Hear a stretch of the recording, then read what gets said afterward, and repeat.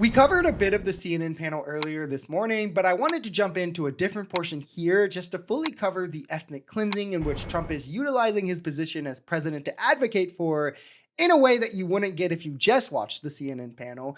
Utilizing American soldiers, nonetheless, is Trump's plan here because, pro-peace candidate. Clearly, it's an official foreign policy of the United States, the illegal occupation of a sovereign land, ethnic cleansing, which constitute on both counts, crimes against humanity. I mean, maybe Donald Trump doesn't remember, but July this year, the International Court of Justice actually talked about Gaza and issued an order. And in the order says that Gaza is still occupied, that occupation is illegal, that Israel needs to end the occupation both of the West Bank and in Gaza. By the way, the other piece, he said he will decide on the West Bank next week, which means we don't know next week if he will allow Israel to annex it or not.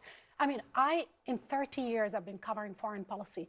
I never seen a incoherent, lunatic proposal or proposition as such.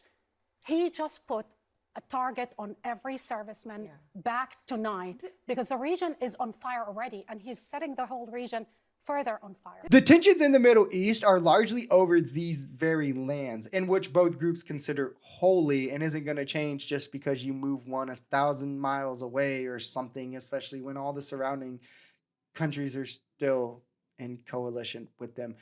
Things are at an all-time high because of tensions, because of these lands.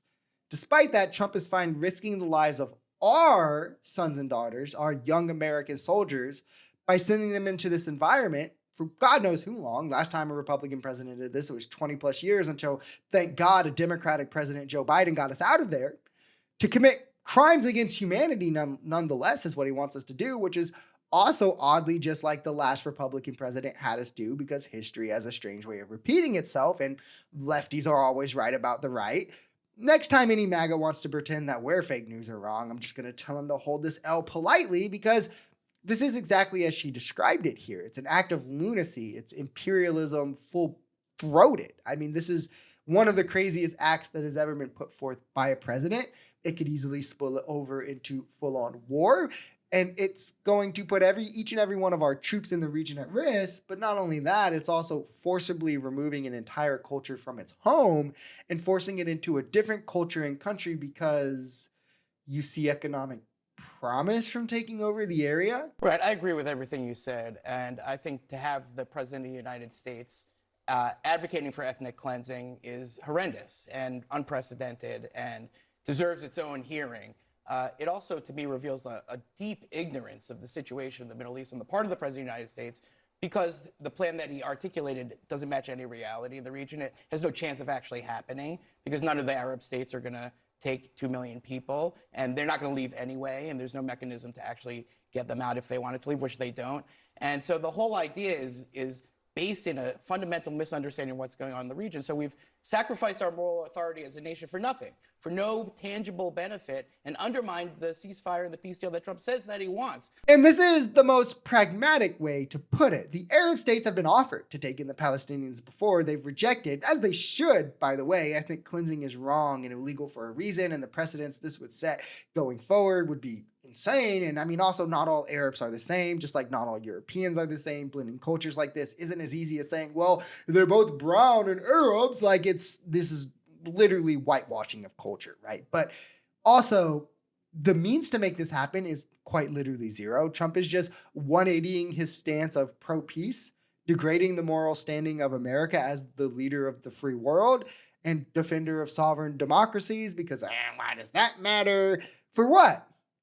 For the paycheck Miriam Adelson signed him. That's essentially why he's doing this. And it's funny how MAGA is just 180 to go right with him. I couldn't tell you how long it's been since we've had a president actively advocating for war crimes to be committed by U.S. troops and our allies. Can anyone else name a president who did that? Oh, yeah. The literal last Republican president that we let in office before Donald Trump, predicated on lies. I mean, Trump must have learned pretty well from him. And he realized if I just pretend that I hate everything he stands for, my base will support me when I repeat his exact same actions in the exact same region. I think we're being a little dramatic, and we're on our jump to conclusions, Matt, here a little bit. He muses occasionally. Taking him at his word. He muses occasionally. Look, Scott, and just to be clear, it's because you're provocative. suggesting that we are making this up or No, I'm not suggesting exaggerating anything. it. No, you're putting words in my mouth. Well, I'm I'm just saying saying you Trump and I both know said he it. muses occasionally, and he's aspirational, and he not- says provocative things Scott, occasionally. I don't look. I really don't want to interrupt you, but I just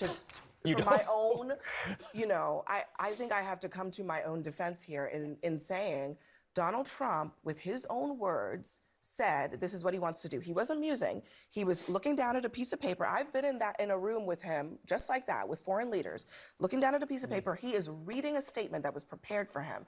Those are not musings. Well, So- also, Scott, what happened to America first? So I this think- is the guy who was supposed to take us out of the endless wars, said he's against nation building. stealing my He talking railed points. against I am. I know. What happened is simple. He lied to Republican voters because they are the most susceptible group of American voters to propaganda and being brainwashed. This is facts, long-time studies.